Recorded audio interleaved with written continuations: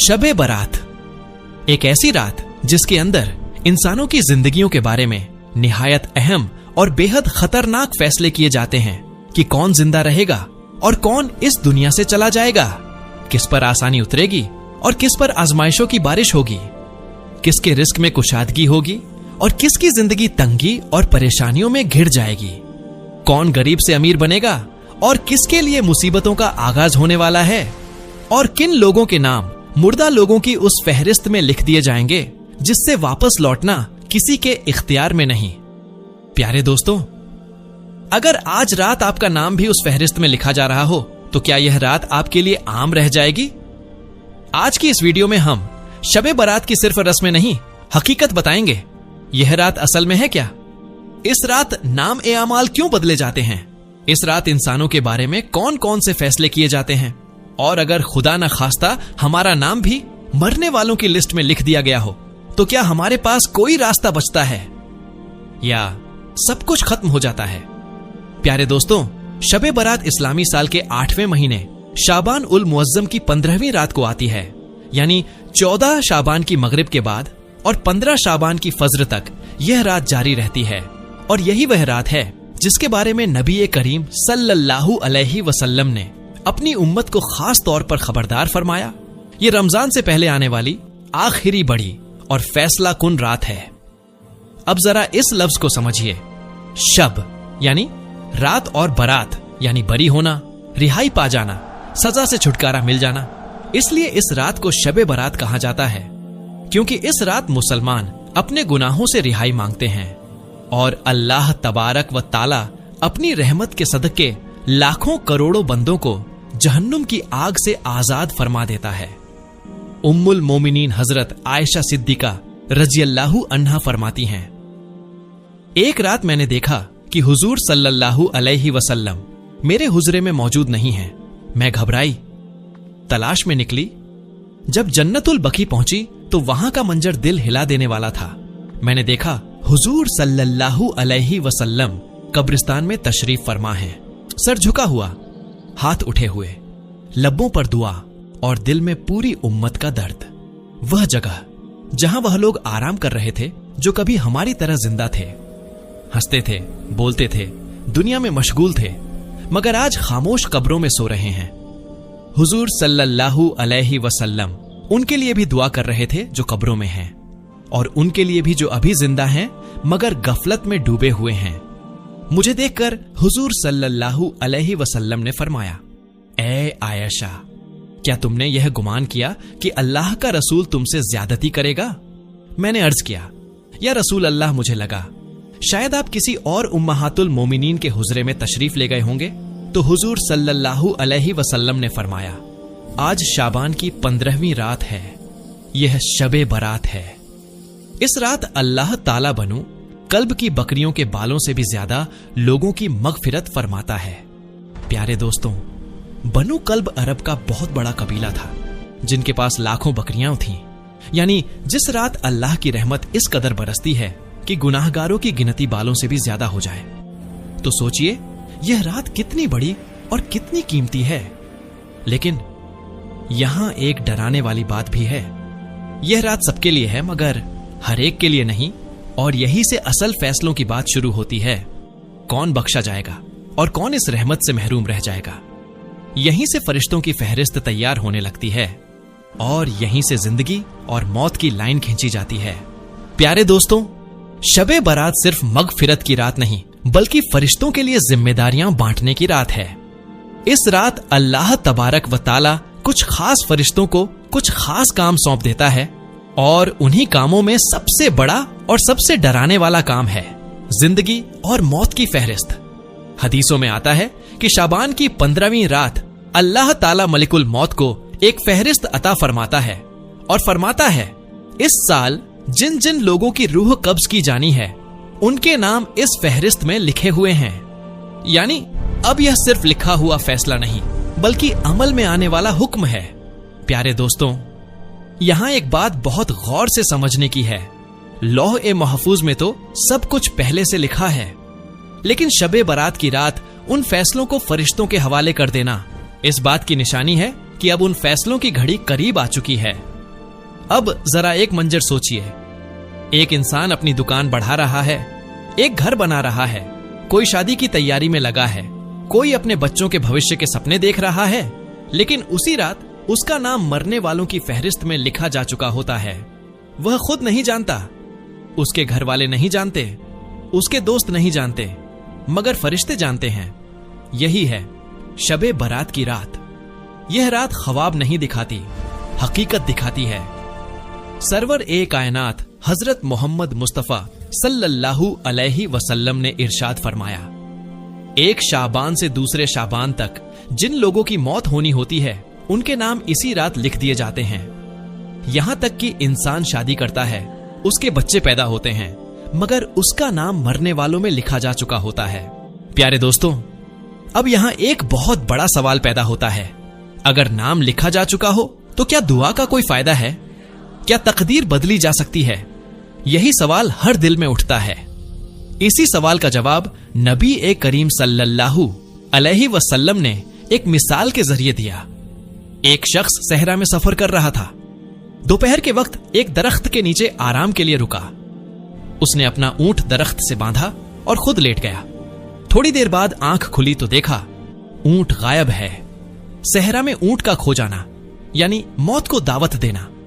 वह इधर उधर दौड़ा, मगर कोई निशान नहीं। थक हार कर वापस उसी दरख्त के नीचे बैठ गया। प्यास से हलकान मौत का इंतजार करने लगा। कुछ देर बाद आंख लग गई। जब आंख खुली तो क्या देखता है? ऊंट सामान समेत उसके सामने खड़ा है। वह खुशी से बेकाबू हो गया और खुशी में गलत अल्फाज कह बैठा, ऐ अल्लाह, तू मेरा बंदा है और मैं तेरा रब हूं। दरअसल कहना यह चाहता था, तू मेरा रब है और मैं तेरा बंदा हूं। हुजूर सल्लल्लाहु अलैहि वसल्लम ने फरमाया, जिस तरह उस शख्स को अपने ऊंट के मिलने पर इंतहा की खुशी हुई, उससे भी ज्यादा अल्लाह खुश होता है जब कोई बंदा तौबा करके उसकी तरफ पलट आता है। प्यारे दोस्तों, यह मिसाल यही बताती है, फैसला लिखा जा सकता है मगर रहमत का दरवाजा बंद नहीं होता। अगर बंदा सच्चे दिल से झुक जाए, टूट जाए, रो पड़े, तो अल्लाह अपने फैसले में रहमत का पहलू शामिल कर देता है। लेकिन यहां एक सख्त हकीकत भी है, हर कोई इस रहमत का हकदार नहीं होता। हदीस में आता है कि इस रात अल्लाह ताला सबकी मगफिरत फरमाता है सिवाय कुछ बदनसीब लोगों के। प्यारे दोस्तों, शबे बारात असल में रहमत की बारिश की रात है।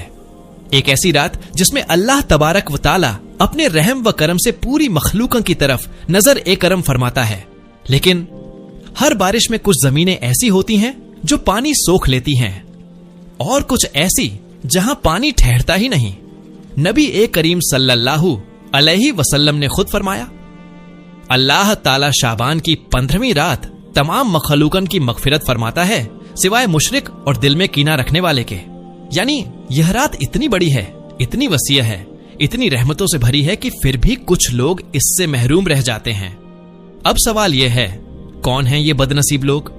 पहला, शिर्क करने वाला, वह इंसान जो अल्लाह के अलावा किसी और से दिल की उम्मीद बांध ले, जो सजदे का हक गैर को दे दे। शबे बारात तौहीद की रात है और शिर्क इस रात की सबसे बड़ी दीवार। दूसरा, दिल में कीना रखने वाला, वह शख्स जो बाहर से मुस्कुराता है मगर अंदर नफरत पालता है, जो सालों से किसी को माफ नहीं कर पाता। हदीस में आता है, अल्लाह फरमाता है, इन दोनों को छोड़ दो जब तक ये आपस में सुलह न कर लें। सोचिए, अल्लाह की रहमत दरवाजा खटखटा रही हो और हम दिल की दीवारें खुद खड़ी किए बैठे हों। तीसरा, कत्ल करने वाला, वह इंसान जिसने किसी की जान नाहक ली हो, जिसके हाथ खून से रंगे हों। ऐसे शख्स के लिए शबे बारात भी खामोश रहती है जब तक वह अल्लाह और बंदे दोनों से माफी ना मांग ले। चौथा, कते रहमी करने वाला, जो रिश्तों को तोड़ दे, माँ बाप, भाई बहन, खून के रिश्ते। ऐसे इंसान के बारे में नबी सल्लल्लाहु अलैहि वसल्लम ने फरमाया, कते रहमी करने वाला जन्नत में दाखिल नहीं होगा। तो सोचिए, जिसके लिए जन्नत बंद हो उसके लिए शबे बारात की रहमत कैसे खुले। पांचवा, जिना और शराब में डूबा हुआ इंसान, जो गुनाह को गुनाह ही ना समझे, जो हर रात नाफरमानी में गुजार दे और फिर एक रात रहमत मांगे। अल्लाह रहम करने वाला है मगर बेशर्मी पसंद नहीं करता।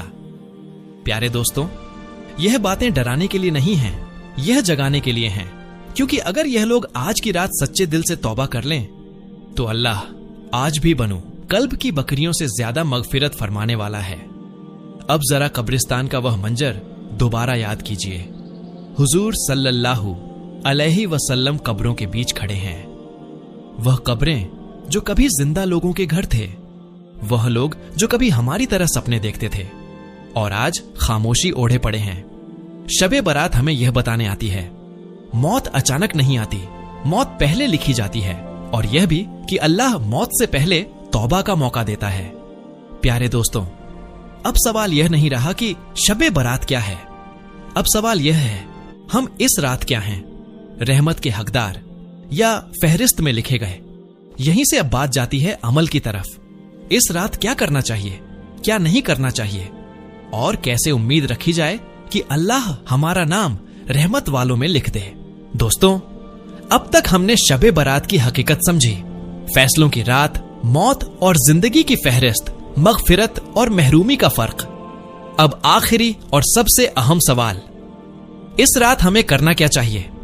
सबसे पहले एक बात साफ समझ लीजिए, शबे बारात में कोई ऐसी खास इबादत नहीं जो फर्ज या वाजिब हो और नबी करीम सल्लल्लाहु अलैहि वसल्लम से खास तौर पर साबित हो, लेकिन यह रात नफली इबादत की रात है, दुआ की रात है, तौबा की रात है।